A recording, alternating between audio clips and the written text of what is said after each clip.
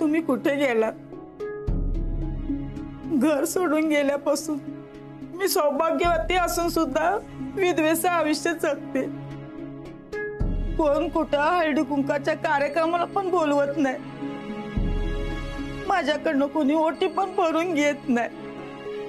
समजेसने वाटतंय तुम्ही चित्ता नाही, पण माझं मन मला सांगतंय तुम्ही चित्ता आहे ना परत येणार. म्हणून या गळ्यात मंगळसूत्र घालून ठेवलंय. तुम्ही परत याल ना हो? का नाही येणार? नक्की येणार. तुम्ही एवढं मनापासून त्यांची आठवण काढताय की नाही, तर मग नक्की येणार. 8 दिवसाची वाट बघते ग पोरी. मला लय आता थकायला झालंय. भुयजी, अहो असं थकून कसं चालत? तुम्हाला तुमच्या नात्यावर विश्वास आहे ना? मग अशी हिंमत हारू नका आणि तुमचा विश्वास तर अजिबात तुटून देऊ नका. मला सांगा भुयजी, दादासाहेबांचा स्वभाव कसा होता हो?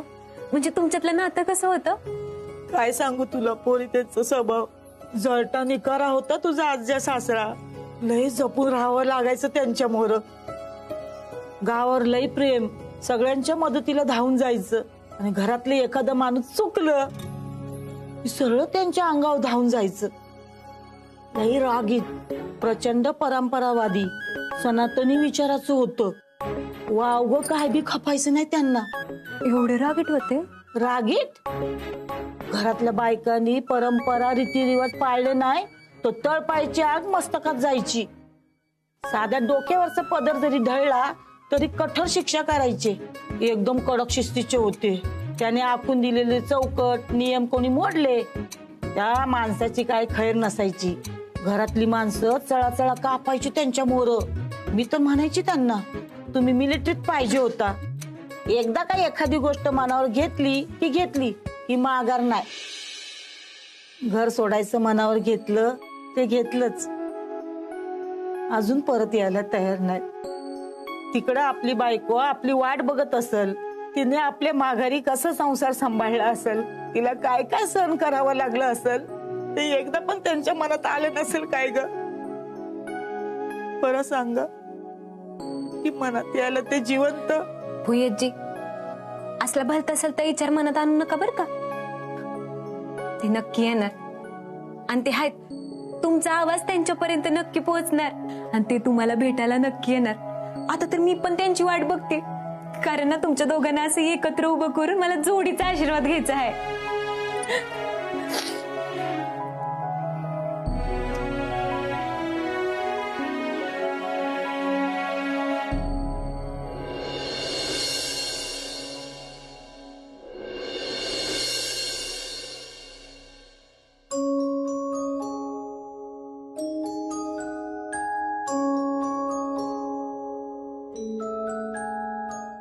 कृष्णा, आवर पटकन, नाही तर जायला उशीर होईल आपल्याला.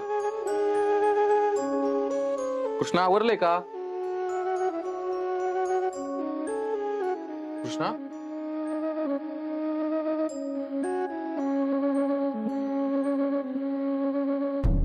कृष्णा, काय झालं? कसला विचार करतेस? कसला विचार करणार राया?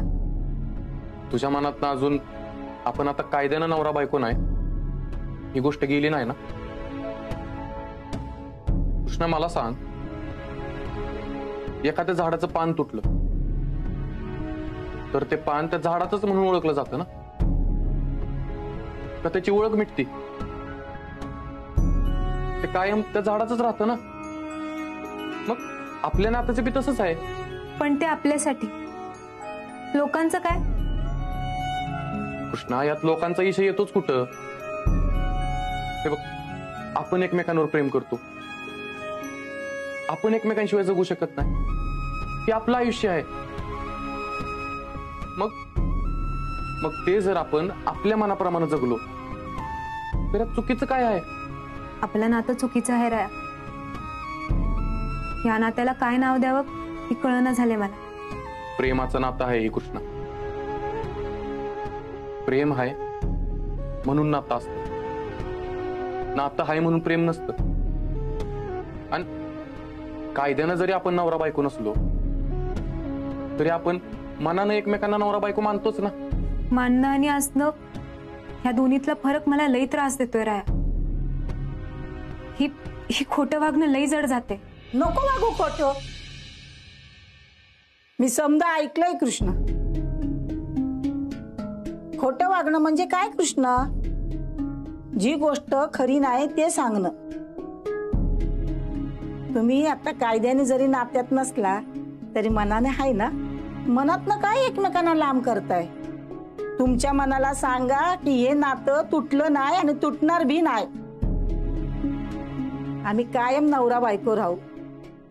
मग बघ तुला अजिबात या गोष्टीचा त्रास होणार नाही. त्या नियतीनंच तुमच्यावर ही असर राहण्याची वेळ आणली आहे. मग बघून घेईल ती काय करायचं ते. तुम्ही काही बी काळजी करू नका. तीच रस्ता दाखवल. तुम्ही फक्त चालत राहा. कुयाची हो, तुम्ही किती छान समजवता हो. हा, तुमच्या शब्दांमुळे धीर येतो, असं बळ मिळतं. तुम्ही कायम आमच्या पाठीशी उभं राहा. हे काय सांगायचं झालं होय ग? अगं जग इकडचं तिकडं झालं तर मी कायम तुमच्या पाठीशी आहे बघ. ओ आऊ उरका लवकर लवकर लवकर उरका. ए बाबा आज होणार आहे का तुझं कार्यक्रम? आज आहे, पुढच्या महिन्यात नाही. तुम्हाला माहितीये आणलंय तर नाद नाही. लवकर लवकर करा. सरपंच साहेब अरे नमस्कार. तयारी करून घेतली सगळी? फार छान केले. कशी वाटली तयारी? सुंदर. अरे भाऊसाहेब आणि परिवार आला नाही वाटतं? नाही मी कॉल केला होता, येतील एवढ्यात. तुम्ही आत बसून घ्या की मी तुम्हाला आवाज देतो. आले क्या? हा हा चालेल. मामा मी या की.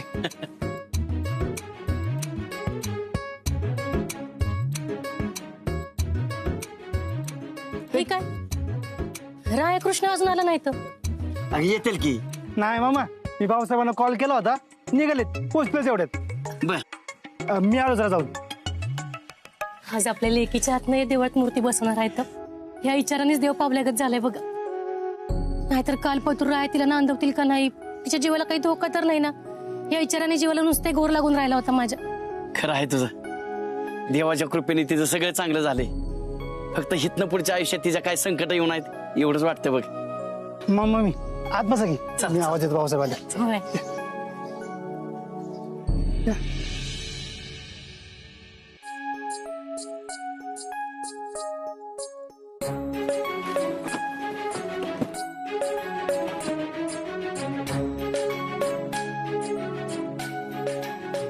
होई चल.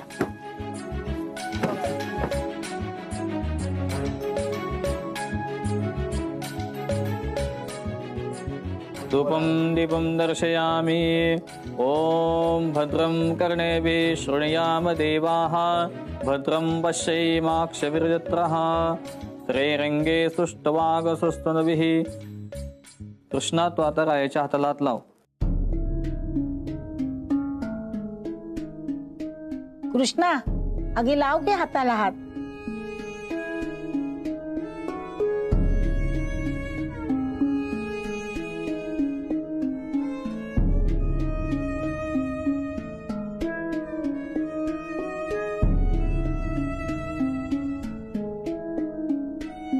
विठ्ठल रखुमाई विठ्ठल विठ्ठल विठ्ठल रखुमाई विठ्ठल विठ्ठल विठ्ठल रखुमाई विठ्ठल विठ्ठल विठ्ठल रखुमाई.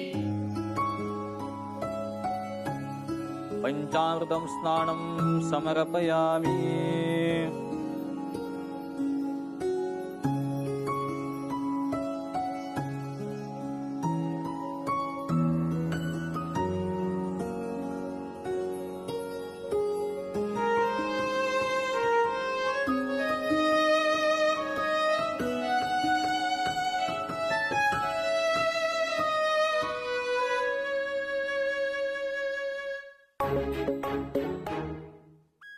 आलं का डोळ्यात पाणी लगेच? तरी म्हटलं अजून तुमच्या डोळ्यातनं गंगा यमुना कशा वाहिल्या नाही त्या. तुम्हा बायकाशनी चांगलं हो वाईट हो काय नाही झालं तरी राडाय कसं येतं लगेच? तुम्हाला नाही कळायचं बायकांचं मन. कुणाला कळलंय तेव्हा आम्हाला कळलं. जर नवऱ्याला बायकोचं मन कळलं असतं तर सगळं नवरं सुखी नसतं होय झालं जगातलं.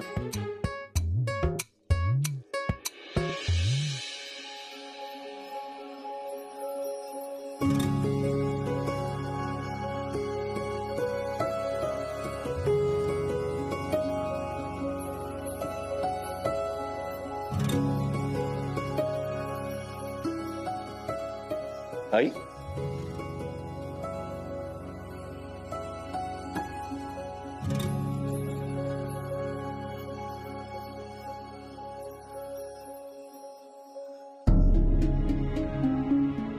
ए पोरा, बोला की आजी, काय झालं? ते दादासाहेब विद्यार्थ्यांचं नाव लिहितोयस ना? काय? अरे दादासाहेबांचं नाव लिहितोयस ना? हो हो, का हो? ते जरा आधीच लिहिलेलं खोडून टाक. का? काय झालं? ते माननीय लिहिलेस ना ते खोडून टाक. हेच लिहायला सांगितलं होतं. अरे तरी पण खोडून टाक. मग काय लिहायचं त्या जाग्यावर? कैलासवासी लिही. अहो आजी, सरपंचांनी सांगितले मला, आणि ज्याचं नाव आहे ते भडकले तर माझ्यावर. कोण नाही भडकणार, आणि ते इथे येणार बी नाही. आणि ज्याचं नाव लिहितोयस ना तो माझा नवरा आहे. मी सांगते ते कर. बरं ठीक आहे.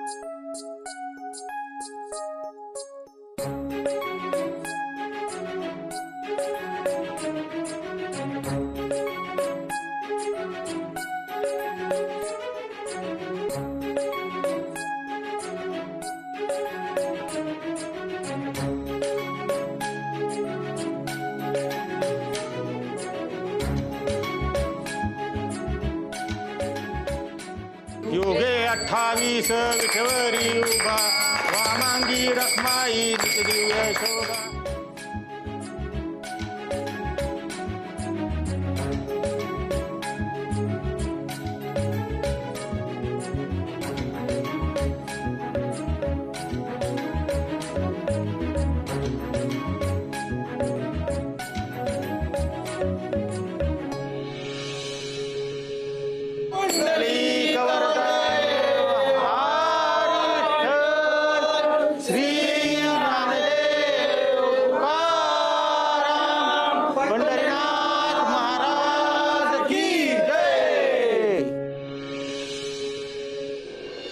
हे बघा, आज आपल्या गावामध्ये आपल्या नवीन मंदिराची पूजा संपन्न झालेली आहे.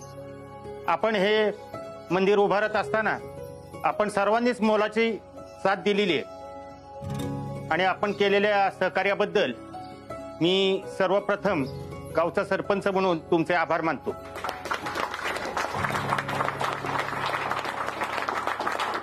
जसं की आपल्याला माहिती आहे, विधाते परिवार गावाच्या नडीआडीमध्ये प्रत्येक वेळी आपल्या मागं खंबीरपणे उभा राहत आलेला आहे. याही वेळेला हे मंदिर उभारत असताना भाऊसाहेब विधाते यांनी व्यक्तिगत देणगीतून हे संपूर्ण मंदिरच बांधून दिलं. त्याबद्दल त्यांचे विशेष आभार. आणि कृष्णा रायबान विधाते आणि रायबान वेदाते यांनी मूर्तीची प्राण प्रतिष्ठा स्वतःच्या हाताने करायला होकार दिला. त्याबद्दल खरं तर त्यांचे आभार कसे मानावे हे मला समजत नाही. गावाच्या वतीनं सरपंच या नात्याने मी विधाते परिवाराचा सत्कार करतो. भाऊसाहेब या पुढे.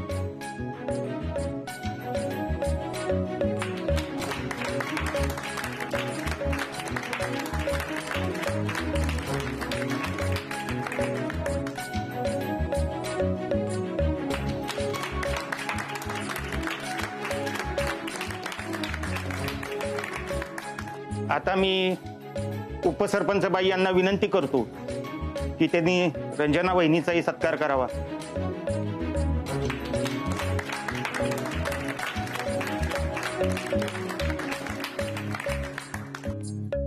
कृष्णा तूही ये पुढं.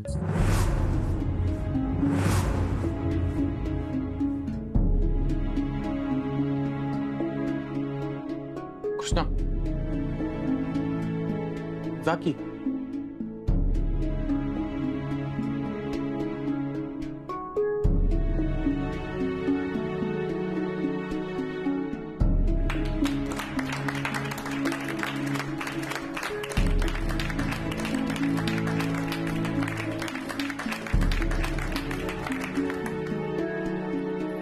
आता पूजा संपन्न झालेली आहे आणि मूर्तीची प्राण प्रतिष्ठा देखील झालेली आहे.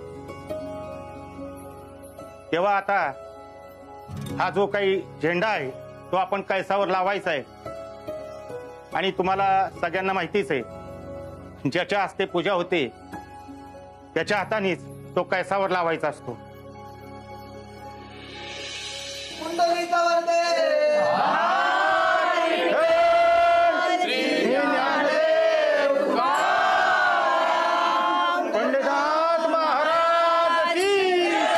विठ्ठल रखुमाई विठ्ठल विठ्ठल विठ्ठल रखुमाई विठ्ठल विठ्ठल विठ्ठल रखुमाई.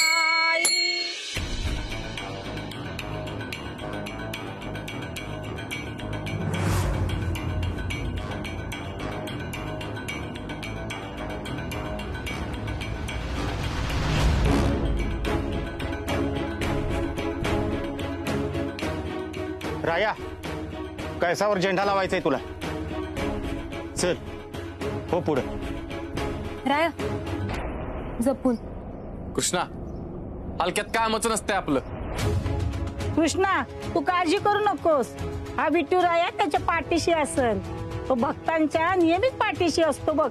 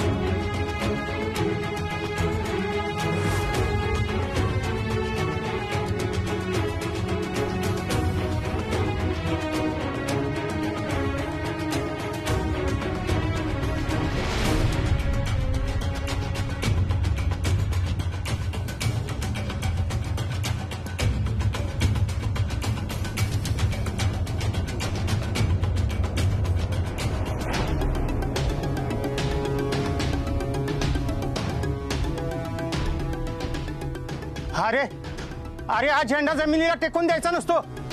हा जमिनीला टेकला तर काहीतरी अनर्थ होईल.